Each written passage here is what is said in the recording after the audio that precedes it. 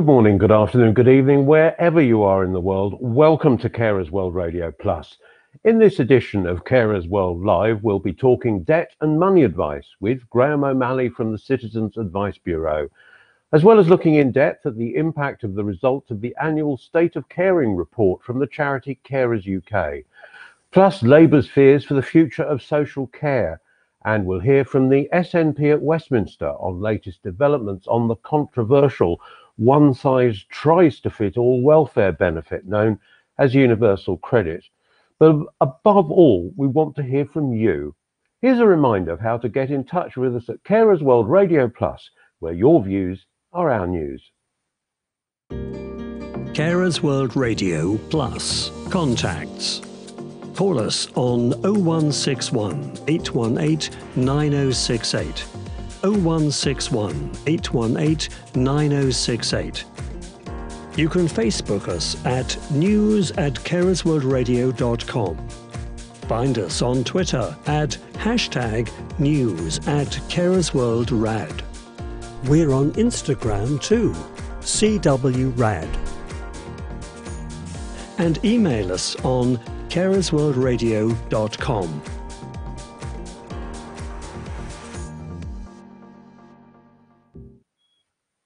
So there you are, that you have all of the means of contacting us in this digital age. I dare say you could probably even write us a letter or something like that. But anyway, enough of that. We perhaps talk about that a bit later on in the year. But with all this social media going on, we have a social media coordinator, April Morton. April joins me now on the programme. Welcome. Hello. How are you doing? How's everything going on the social media front? Yeah, it's going really well, and there's lots of hype about this afternoon, so I think we're going to have a lot of people messaging in. And just a reminder of how you can contact us. You can contact us on Facebook, and that would be at Carers World Radio or CWRRAD. And you can either message us on our page or send us a little private message. We've also got Instagram now, so we've got the Carers World Radio or CWRRAD, and you can send us a little BM, which is a little private messenger. And we also have Twitter, which is at Carers World Radio, and you can contact us there, send us a tweet. You can also send us a message on that if you didn't want to go out. So yeah, it should be really exciting. And also a point to perhaps note, obviously we're live at the moment through to 9 o'clock UK time. What about other times when we're not actually live broadcasting? Can people still contact us then? Most definitely. Still send us messages in and we will receive them, and then we'll be able to answer them hopefully on the shows, and we'll be able to mention that you've messaged in. So whenever you've got a question or you want to sort of have your voice come along, and yeah, message us, and we look forward to hearing from you. Excellent, jolly good. Well, we do indeed look forward to that. And thanks, April, for the moment. We'll talk to you a bit later on in the programme. But one of the issues we're covering tonight is the State of Caring report. Every year, the charity Carers UK look into the state of caring, as they say, and look for evidence of how life is affecting carers, and particularly how maybe new or existing legislation is affecting them. To bring us up to date now, let's find out what it's all about with our reporter, Tim Matthews.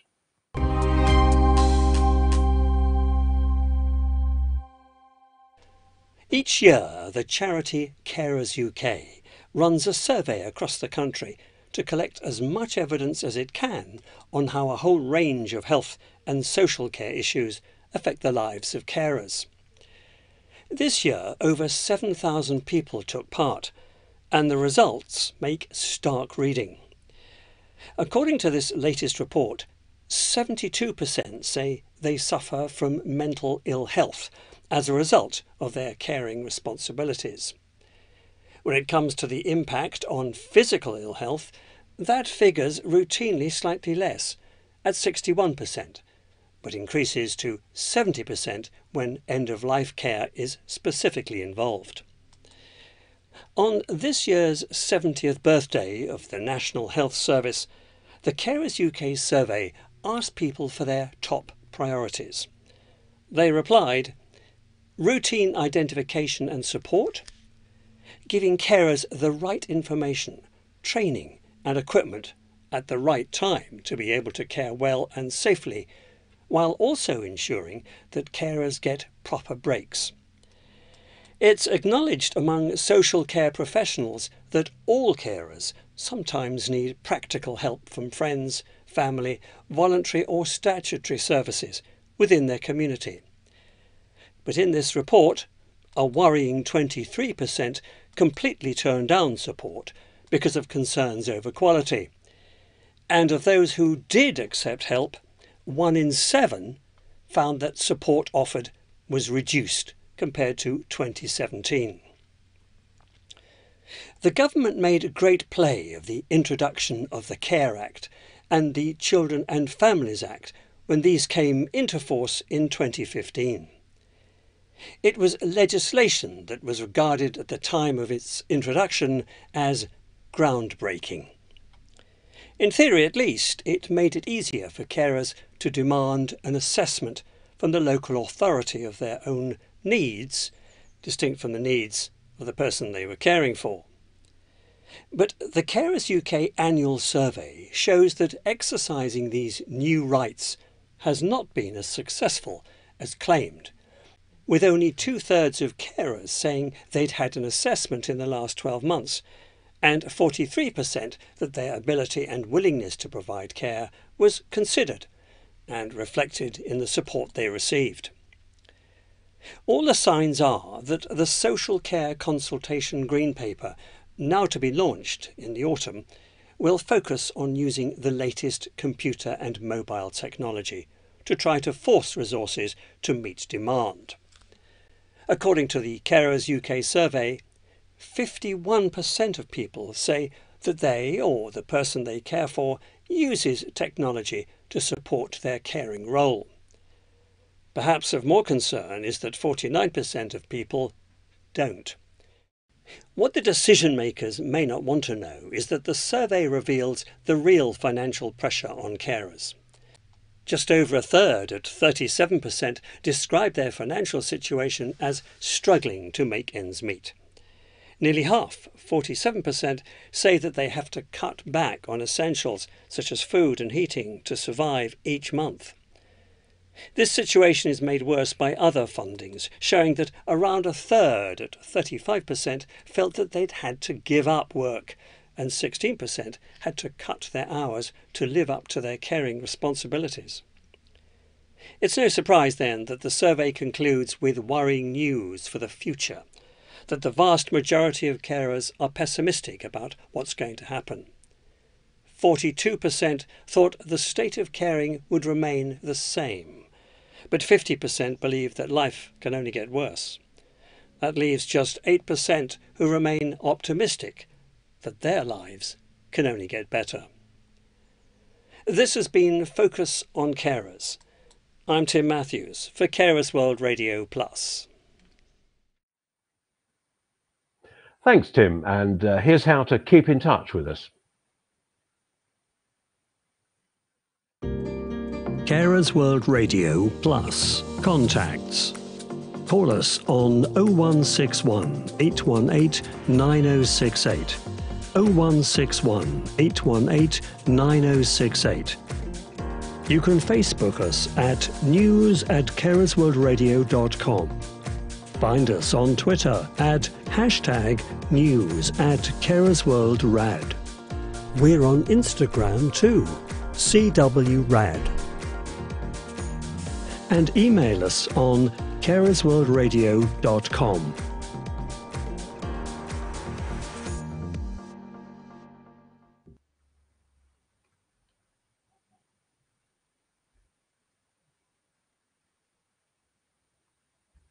So that's how to keep in touch with us.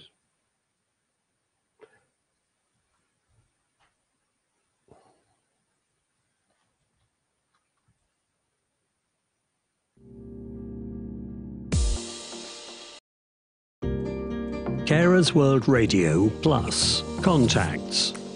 Call us on 0161 818 9068. 0161 818 9068. You can Facebook us at news@carersworldradio.com. Find us on Twitter at #news@carersworldrad. We're on Instagram too, CWRAD. And email us on carersworldradio.com.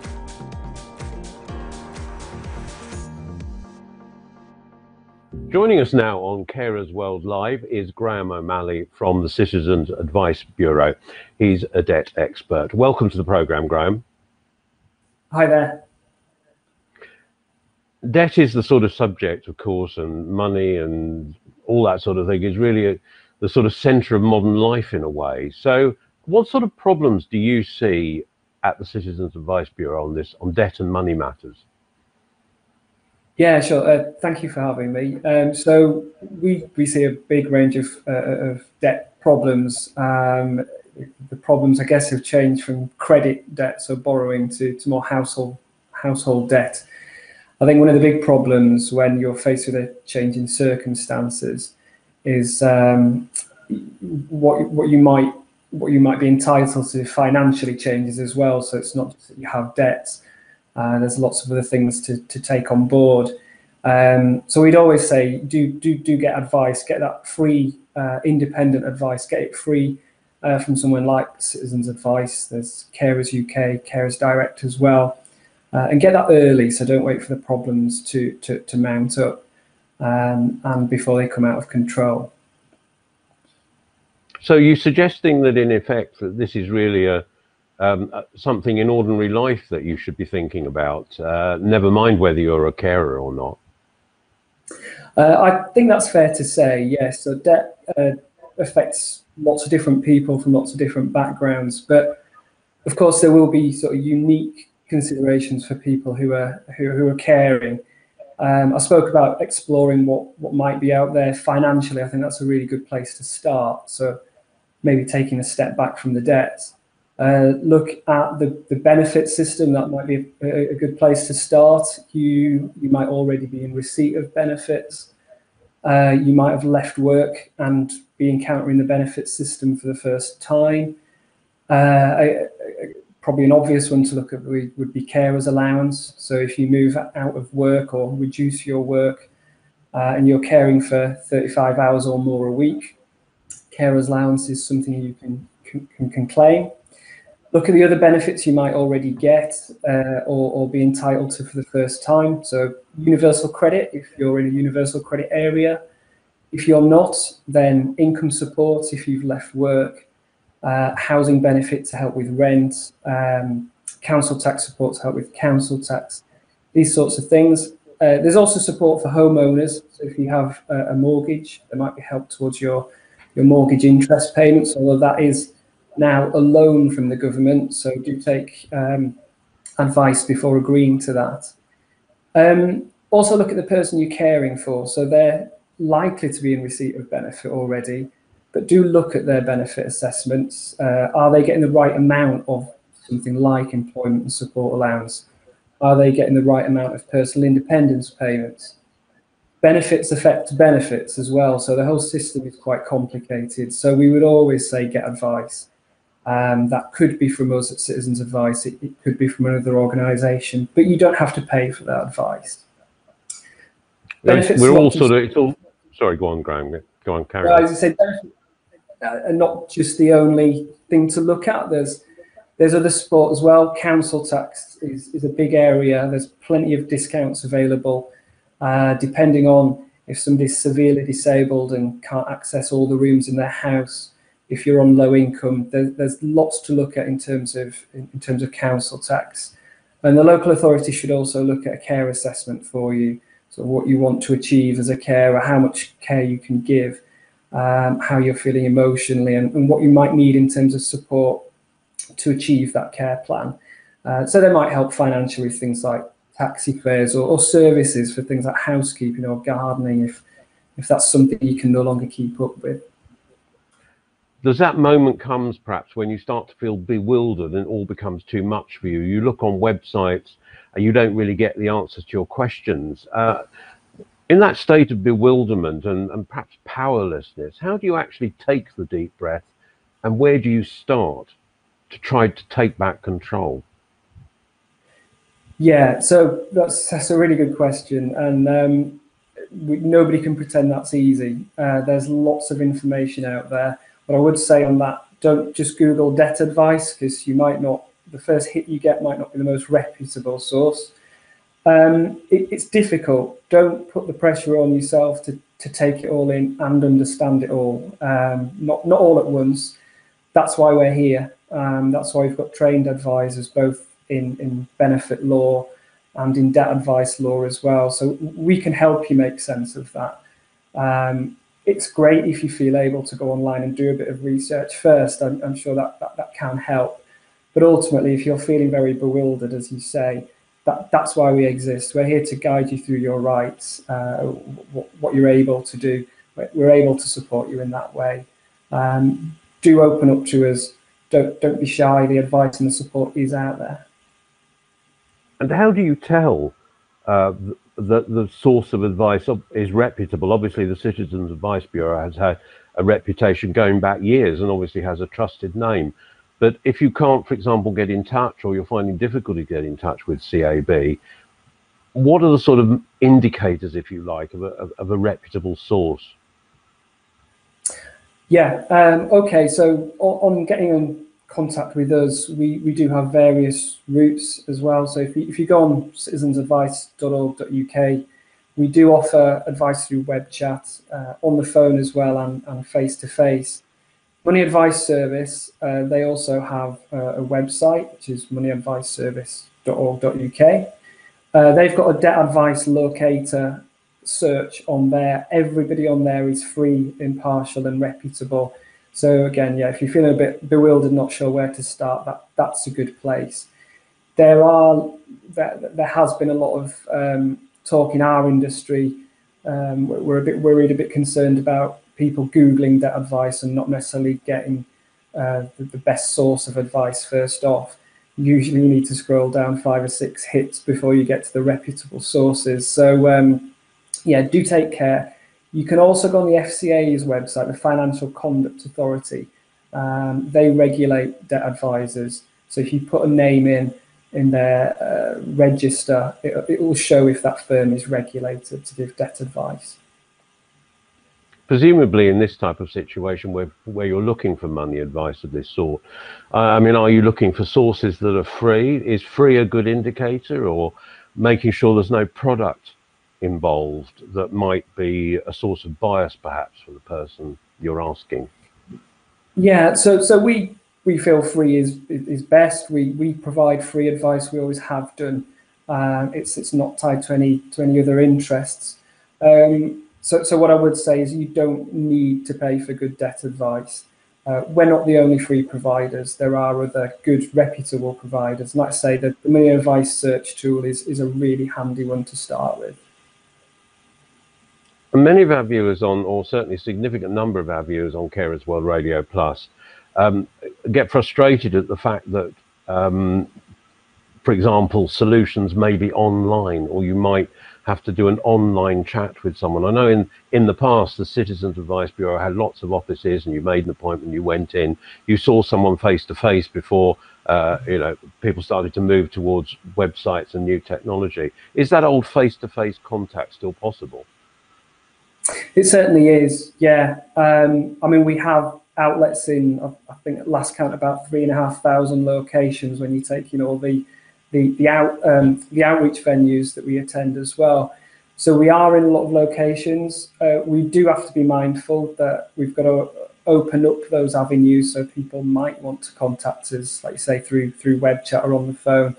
But yeah, we're definitely there. We're definitely face to face. And I'm old-fashioned. That's how I prefer it. It's good to hear. For the moment, Graham O'Malley from the Citizens Advice Bureau, thank you very much indeed. Thank you very much. Carers World Radio Plus. Contacts. Call us on 0161 818 9068. 0161 818 9068. You can Facebook us at news@carersworldradio.com. Find us on Twitter at #news@carersworldrad. We're on Instagram too, CWRAD. And email us on carersworldradio.com.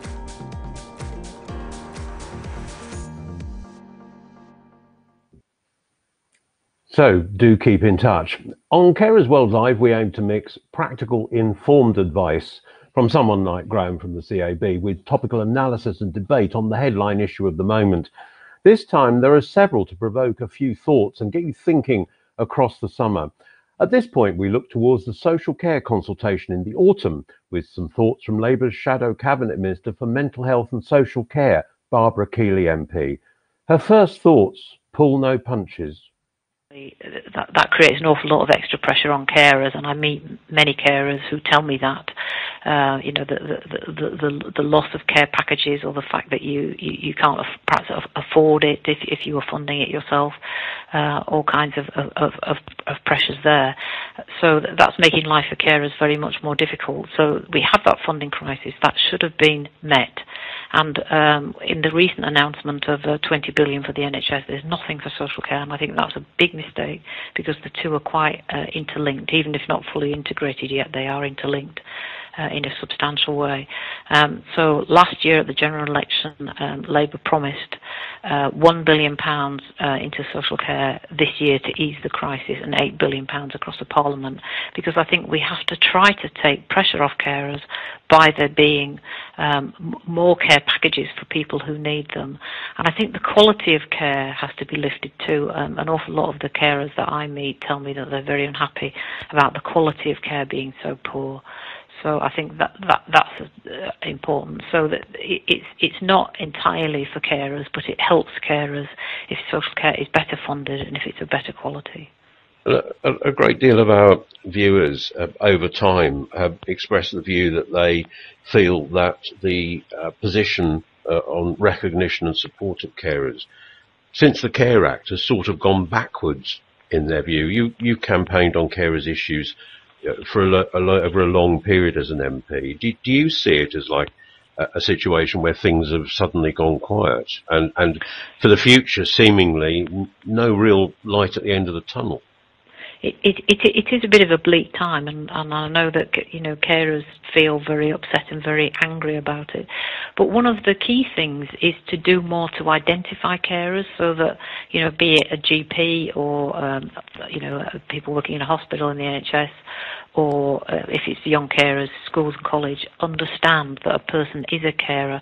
I think there's far too little being done on that. I tried and brought in a number of times a piece of legislation that would have put a duty onto various NHS bodies to identify carers and refer them to sources of help support, because I think I've met so many carers who needed particular types of help that did exist, but they didn't know it existed. So you can't be helped if you don't know that help exists. So I still think that's very important. And unfortunately, the Carers Action Plan, discusses developing standards for GPs to recognise and support carers. Well, to be frank, as you say, I've worked with this over many years. We were doing that 10 years ago. It's not going to move along by developing standards for GPs. It's going to move along by that being a duty on GPs as they deal with their patients, to think, who is the carer in this situation, and is that carer getting any help and support? And presumably to dispel this, I suppose it's the way government works. They try to balance priorities, but it feels like it's social care or carers rather than something for both. Yeah, and I think as much as people like recognition, and I think it's very important that we recognise carers, recognition in itself isn't enough. People don't just want to be told that they're heroes, by government ministers. They don't want that. That recognition isn't in itself enough. What they want is, support, training if that's needed, because that helps some people, training in to help them with what they do in caring, but financial help and help to balance work and care if that's what they're doing. So all of those things are important, and recognition, although of some value, is not the be all and end all. And I think we've got to stop thinking that if we just praise carers every so often and tell them what unsung heroes they are, that's not as it should be. We have to think of all the practical ways that we can support carers, and that's what we should concentrate on. Barbara Keeley MP, the Labour Shadow Cabinet Minister indeed, for Mental Health and Social Care. Well, you've been active on social media, I'm pleased to hear, so let's catch up with the situation. April joins us again on the program to bring us up to date with social media. Come on, how are we going? You're looking very happy. So I think Yeah, no, it's been really good, which is really great to have lots of people come in. We've had Gemma messaging saying that she agrees with the top priorities and she thinks trainings and a breaks are a must. And we've had Matthew says he feels that the support has actually been a bit lack this year, and he's put a hashtag like We Matter, which is really good. And then we've got Bethany who said, yeah, worrying about money is a daily problem. However, maybe she needs to get outside help. And then Mark has just written in, he's just posted saying support training and money. So yeah, it sounds like people are getting involved. People know what they want. So it's really lovely to hear. Oh well, that's good. Keep up the good work on Twitter, Instagram, Facebook. Have I left anything out? Yeah, no, Instagram, Facebook, Twitter, and then you can message us on private messenger as well. So. Okay, great. Well, that's very good to hear. So just a reminder now, in a very short order, how to contact us. Carers World Radio Plus contacts. Call us on 0161 818 9068. 0161 818 9068. You can Facebook us at news@carersworldradio.com. Find us on Twitter at #news@carersworldrad. We're on Instagram too, CWRAD. And email us on carersworldradio.com.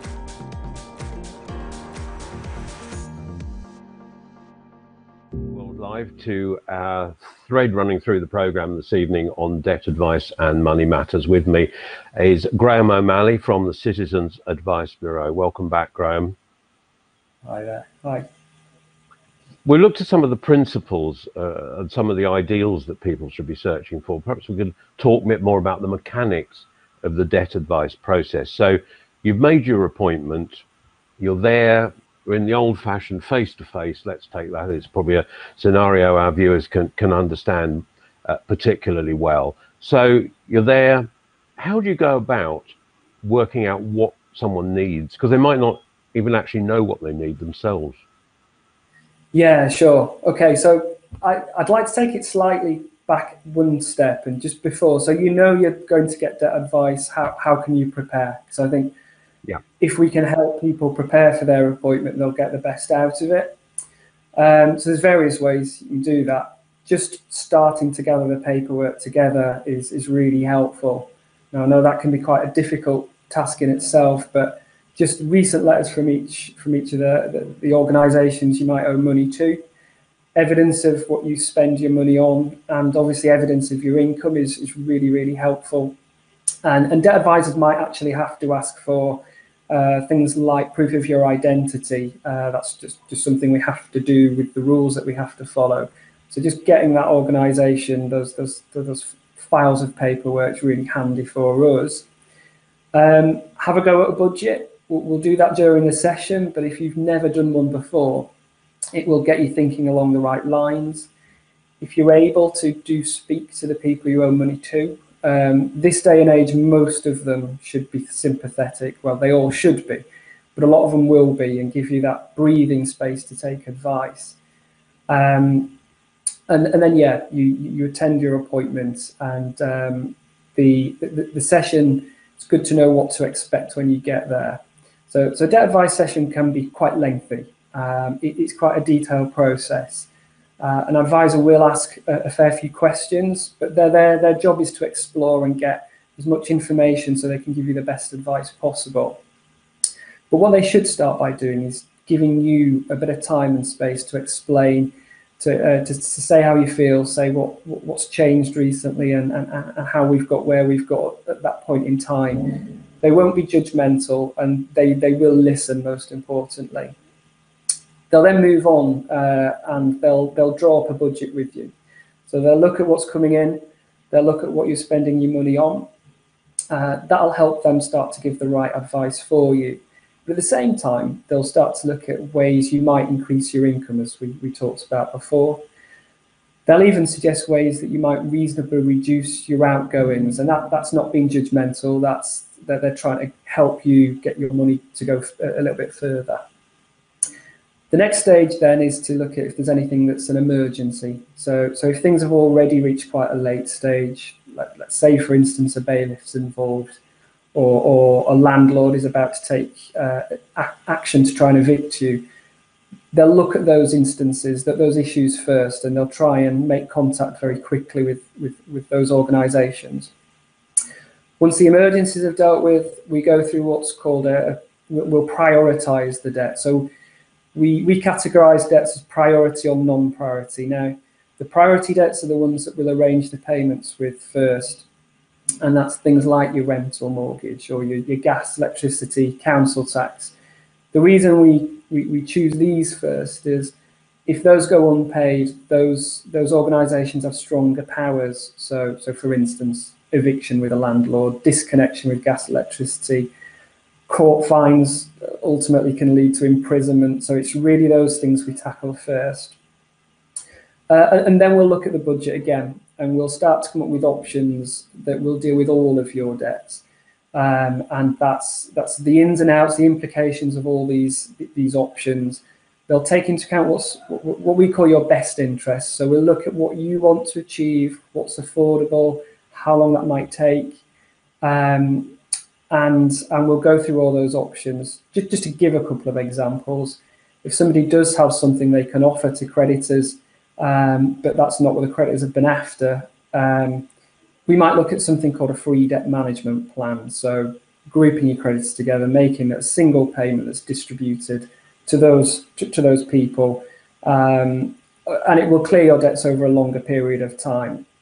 If the debts are just so big, then yeah, we might look at something like a debt relief order, which ultimately, if you meet certain conditions, will write off most debts.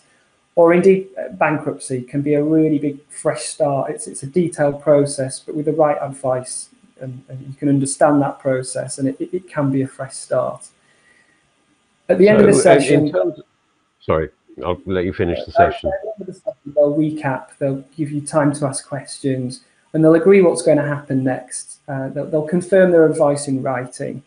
And if you do need time for all this to sink in, because it was all new stuff, then they'll give you that time, maybe another couple of weeks, just to think of a few more questions, because these are really big decisions. So will you, for example, advocate on people's behalf, speak to, say, a utility who's owed a lot of money, or a landlord who's demanding their rent?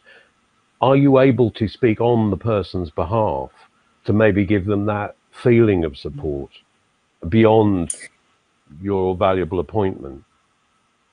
Yeah, sure. So I can't speak for absolutely every service, but usually a citizen's advice, there will be a team of debt advice caseworkers who will take on the role of a caseworker and see the case through to its end.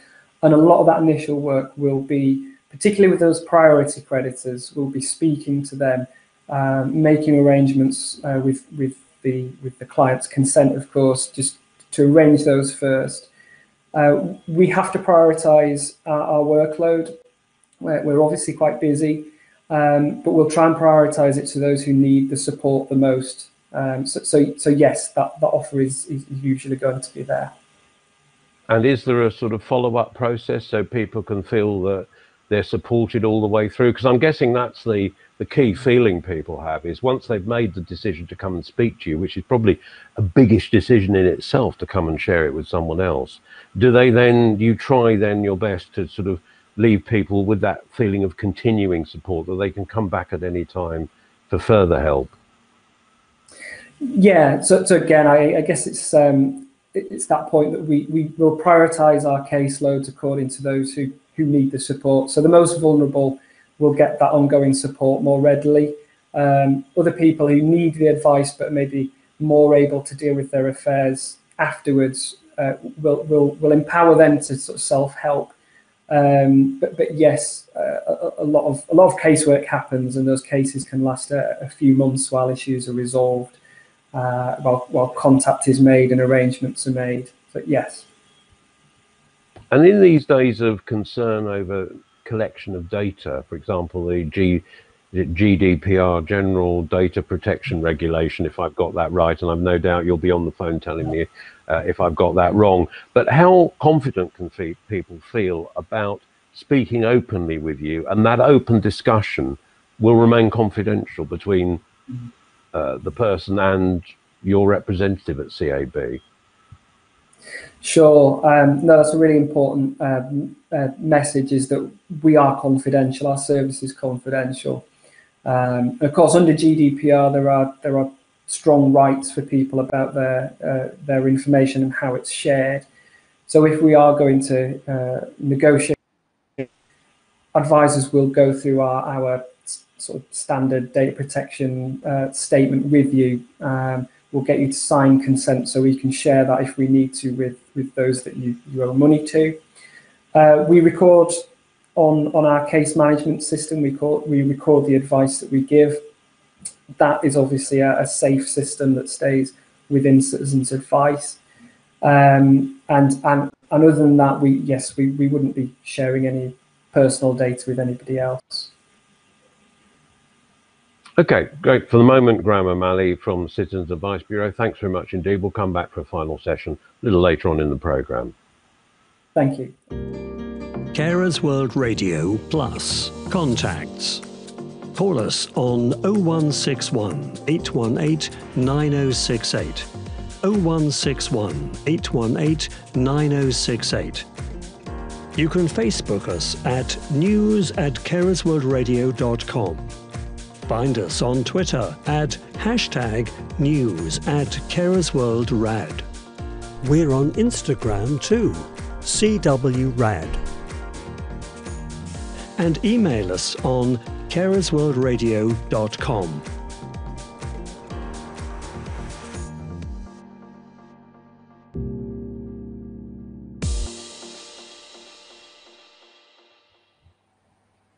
So plenty of ways to get in touch, and it was interesting earlier on when Graham O'Malley from the Citizens Advice Bureau referred to being old-fashioned a few moments ago. You'll recall I actually meant sending us a letter.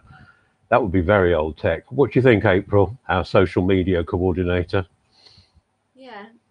Yeah, definitely. Sending a letter. It would take a while to get to us, but sure you could give it a go. Well, no criticism intended of Royal Mail or any associated company. Yeah. How are we doing on social media now? Yeah, we've had a few messages through. So we've had Rebecca, she posted to us saying she's recently been through the process of solving her debt, and they do help, and that we shouldn't, you shouldn't wait, you should do it like she did. And John's message saying it's nice to hear that he won't be judged because he feels really embarrassed about what's happening at the moment. And then Aaliyah says she's mentioned money problems is just not something that we speak about. It's an ongoing problem, #money matters. So it's really, nice to hear that they're getting involved. Well, it is. It's also nice to hear that they're prepared to talk to us, because that is a big decision. Because you think you're on your own, but in fact you're not. And actually, it's a relief many times. Yeah. So, Okay. Well, I've had a message on a bankruptcy question, which I'll be putting to Graham shortly. But April, keep your eye on that social media. Yeah, Thanks very much. will do. Cheers. We're off to politics again now, and the party at Westminster that's most vocal in its opposition to universal credit, the one size supposed to fit all universal credit, welfare benefit, they're the SNP. We're joined now by their health spokesperson, Dr. Philippa Whitford, with a detailed update since her apparently successful 10-minute rule bill a few months ago. Well, as happens to 10-minute rule bills and most private members' bills, it's still wallowing on the order paper, getting further and further from the top. So there's no opportunity to get it debated through that system. We did, however, work our way formally through creating the bill, hoping to try and build support and get the government to recognise some of the aspects of universal credit that need to be changed. And obviously my particular focus has been around the issue of paying into one single household bank account. So do you feel that progress is being made, that the government is recognising concerns that the SNP have been raising for some considerable time, and other parties as well? Well, I think they are well aware of the concerns. Recognising suggests an agreement to act, which is not yet there at all. With regards to the single payment and the risk of financial abuse, particularly of women, the Work and Pensions Committee also did a short hearing on universal credit, and that came back unanimously from the charities and women's groups. So I think there is a kind of head of steam building up around the split payments issue, but basically universal credit right across the board isn't working for people. It might sound like it's got a simple name, but actually what it's resulting in is a lot of hardship. The National Audit Office have just reported on this issue, and perhaps you may consider this disappointing. Others certainly have expressed that to us on Carers World Radio Plus, that the NAO have basically said, well, universal credit, yes, it's flawed, yes, it's not working properly, but you're stuck with it. Well, I'm sorry, I think that's very defeatist. People who are in this building are here to actually try and make life better. They may have thought that universal credit was a good idea at the time. There's always been plenty of those. But they should be willing to recognise what isn't working and actually aim to put it right, not just to say that people are stuck with it. What hope do you have for the future that common sense will prevail in your view? I don't see great things on the horizon at the moment. Certainly the Secretary of State for Work and Pensions is quite obdurate that there won't be major changes, but they do seem to be open to tinkering.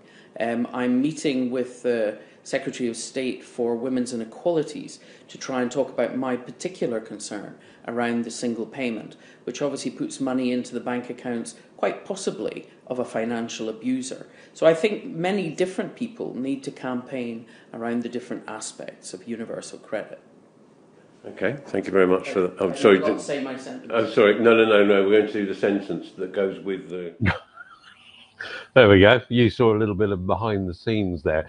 Apologies for that. That's Dr. Philippa Whitford from the SNP at Westminster. She's an MP campaigning on universal credit and trying to make it all different and better.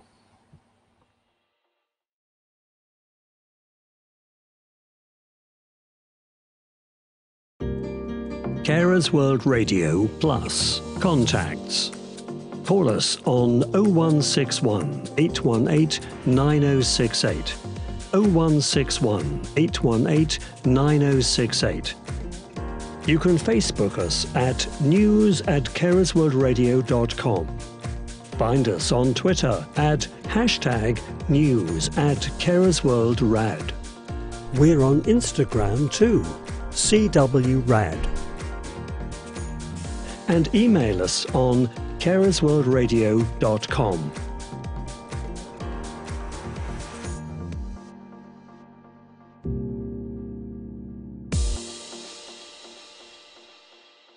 Welcome back to Carers World Live and to our debt and money advice expert this evening, Graham O'Malley from the Citizens Advice Bureau. Welcome back, Graham. Hi there. Thank you. I'm really enjoying this.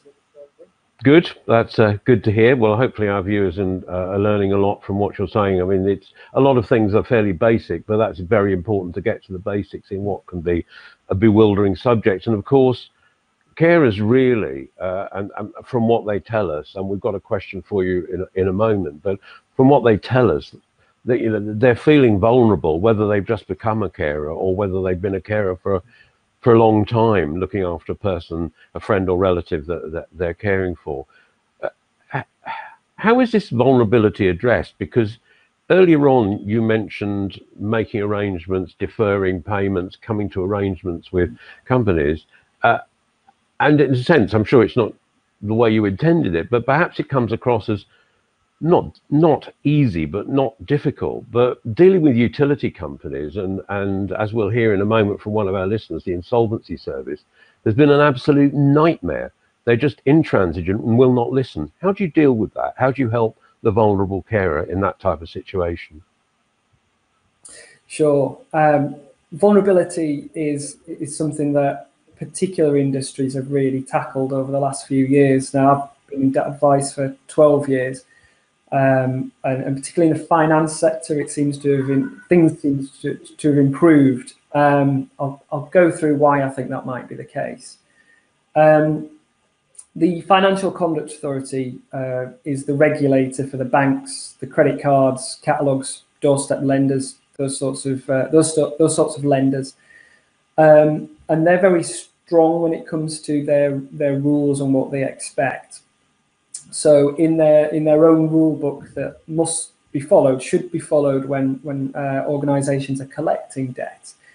There's very strong and obvious rules about taking account of people's circumstances and ability to pay, and not bypassing people like debt advisors, so not ignoring contact from debt advisors, and respecting wishes around contact times.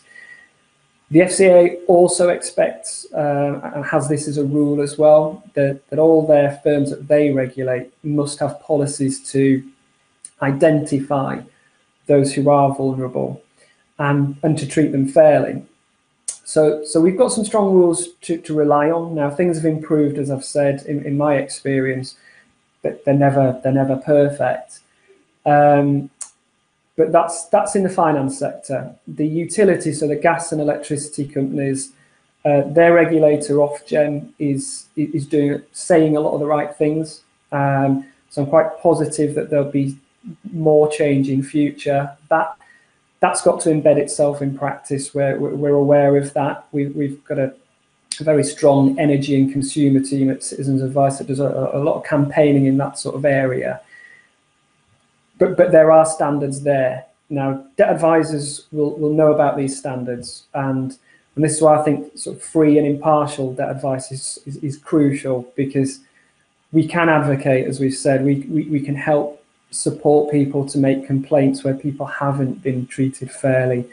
And we can also add evidence through case studies to our campaigning work as well. So there's kind of that longer term win that we're always after. So I think things have improved, but if we encounter problems, we will support, we will advocate, and we'll also turn that into evidence where necessary. But in terms of, for example, I'll probably feed in at this point, it's Jonathan from Warwick tells us about the insolvency service. It's quite a long and complicated story, so let's try and boil it down to the details. Basically, he feels like he's been pushed into a stream, and the fast running stream is just taking him along. He's finding officials at the insolvency service not willing to listen, got a job to do, got targets to meet, aren't prepared to listen to what's happening, and basically taken over his life. And he's saying he feels utterly helpless, no one to complain to, because the complaints procedure is internal to the service. Now, obviously, the insolvency service aren't here to defend themselves or to put their point of view. But if we take this at face value, what would you, if he came to you, what would you say? How would you start when he's got this feeling that basically he's completely out of control? Right. So yeah, I'm sorry to hear about that case. It sounds like a very difficult situation that he's in. Well, just to put it at the beginning, he was made bankrupt. He had a small business, made bankrupt, we're owing £250 of VAT, more or less. And basically his whole life's been taken apart as a result. Sorry, carry on anyway. Yeah, so obviously the insolvency service get involved kind of at the back end. So when bankruptcies happened, that's when the official receiver who works for the insolvency service will take over the handling of the case. Now, I don't really want to get into too many specifics. There is a complaints process, as I was going to mention. You already have. That is internal, but our understanding and our experience is that ought to be quite a rigorous complaints process. Now, the official receiver does have a balancing act as part of his role, but he's got to try and return what he feels he can to the creditors, but he should do that in a fair way, and that's why the complaints process is there. I think all I could add to that is if he were one of my clients, I would assist, I would help him with the complaint. If the official receiver's made a decision that somebody disagrees with, they've got that right. Ultimately, and this is where it can be quite tricky for clients, ultimately you can challenge certain official receivers' decisions in court, and that can often be the last route. And of course, somebody will probably need some specialist support to do that. They might even need legal advice, sort of beyond the specialisms of citizens' advice, which we would try and find and refer to. I think one of the points he's making, obviously, as I say, we can't go into the specific details of the case, but one of the points he's making is that no one's listening to him. He's getting situations where, for example, he replies, doesn't get a reply to his thing, and then about 3 or 4 weeks later, he gets a stroppy email saying he hasn't replied and they haven't looked at the file. So there's a lot of this sort of thing going on, adding to the pressures. He said he's also sought legal advice and found that he's not the kind of solicitor who doesn't want to charge him. Who wants to charge him sort of less than £2,000 for advice? He can't afford it. So I don't know where that leaves it. You know, is free legal advice in this type of scenario possible? Probably not. There probably isn't a great deal of free legal advice. Unfortunately, we've lost legal aid for most advice. If a home is at risk, there might be legal aid available, and we'd certainly research those options with him. It does sound a very difficult position that he's in. Speaking as a debt advisor, I would want to help him, but obviously there's a limit to, as far as our scope will go, and we're aware and have been quite vocal on this sort of gap in affordable legal advice. Let's say the benefits of maybe getting debt advice, even at this late stage, is I think citizens' advice certainly and others do have a strong reputation. We would try and put the point across to. I think we are talking about an official receiver here, and we could help advocate. But if it became a particular legal matter, then that is something that is usually charged for, unfortunately. But we'd maybe look to try and put him in touch with somebody affordable. Local citizens' advice often. This is without promising anything, but local citizen advice will often arrange local arrangements. So where I used to work, for instance, at a bureau, we had a solicitor come in and do some free work for a certain amount of time. So what I would say is the advice picture might be different in one area to another, but citizens advice locally will have a really good picture of what is available in and around their region. So earlier on in the programme, we looked in detail at a report called State of Caring, published by Carers UK. Before we come on to some of the findings of that, I'd just like to get your reaction to what, in a nutshell, is your advice to someone who feels they have a problem coming or are in the middle of a crisis? What's your best advice in the simplest way to them?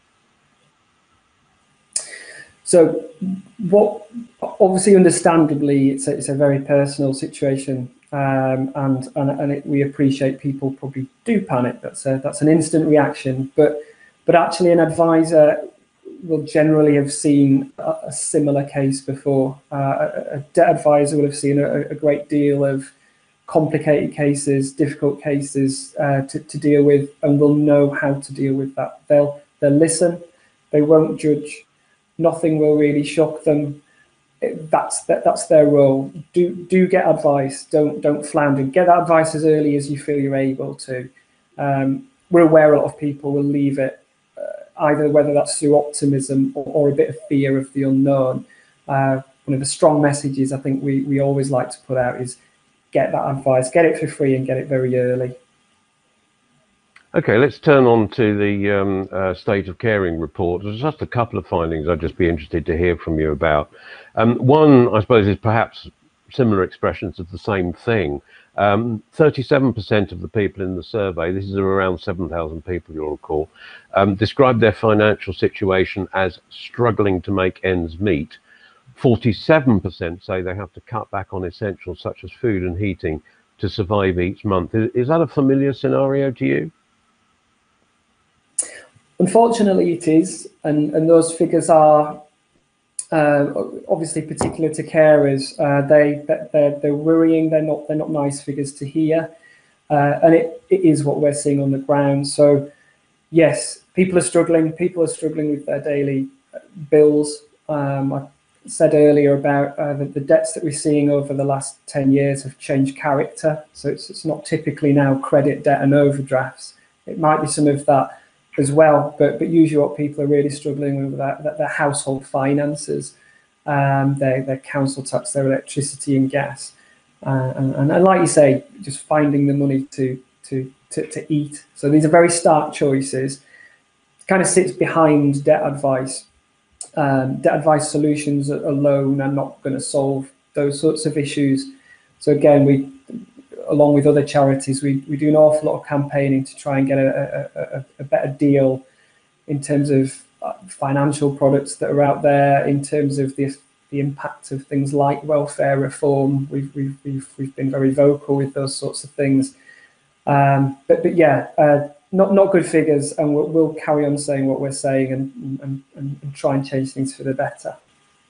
And just finally, some people are finding the solution, in fact, around 35%, that's around a third, so they felt they had to give up work altogether to care for the person, their family, friend or relative. And 16% said they had to at least cut back on their hours to live up to their caring responsibilities. A natural consequence, I guess. I think so. I mean, I haven't been in the position of being a carer. It must be a really hard choice. What I would say is taking us back to what we discussed earlier around looking at what financial support is there. A key part of debt advice and a key part of that general sort of financial guidance that we give is to try and look at things that might help, that people might not have thought about. Try and maximise income, and in some cases we're able to do that really successfully, and those outcomes are brilliant. We still see cases where people have already done that or are getting what they're entitled to, and yes, we'll always do the best we can. We'll always again look at ways your outgoings might be reduced, but there's only so much people can do, and this again is a bit of a recurrent theme. We're seeing a lot of people struggling to make ends meet, and we'll carry on providing evidence of that in our campaigning work. So in effect, in that last scenario, perhaps if someone seriously is contemplating giving up work because the caring workload is too high, maybe pause and go and get some advice, do you think, just briefly? I think that's very sensible. Yeah, so don't panic, or if you've panicked, just have that breath, big deep breath, and come and see us. Yeah, if I can, I mean, I'd say come and see us. You can find your local bureau. If you go on citizensadvice.org.uk, you can search for your local Citizens Advice there and find where's nearest to you.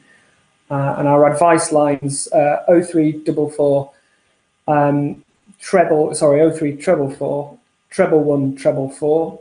So you can give us a ring, and there's web chat available online as well. Thank you very much indeed, Graham O'Malley from the Citizens Advice Bureau. Thanks for coming along and giving us a good insight into debt and money advice matters. Thanks very much indeed. Thank you very much. Thanks a lot.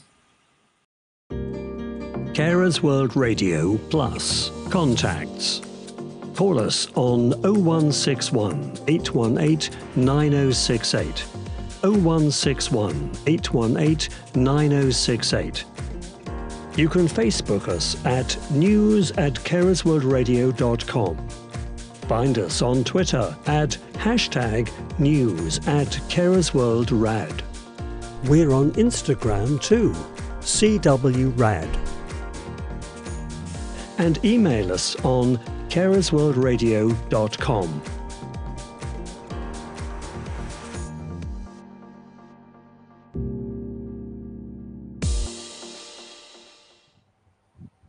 So there you have it. If you're listening to this as a podcast from us on our website, www.carersworldradio.com, please keep those messages coming, vitally important. And now just for a final word on the subject of social media, back again with April. What's your final word this evening? How would you sum up this evening?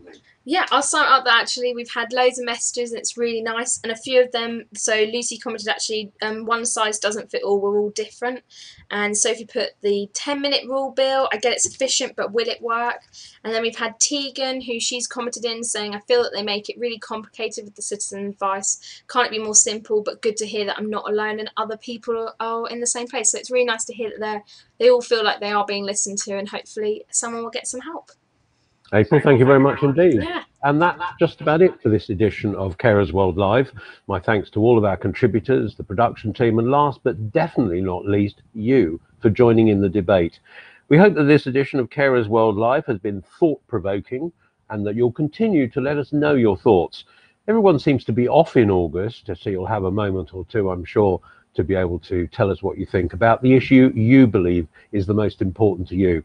So we'll see you again live in September. Watch out for pre-recorded broadcasts and news items during the summer. But you're listening to Carers World Radio Plus, where your views are our news.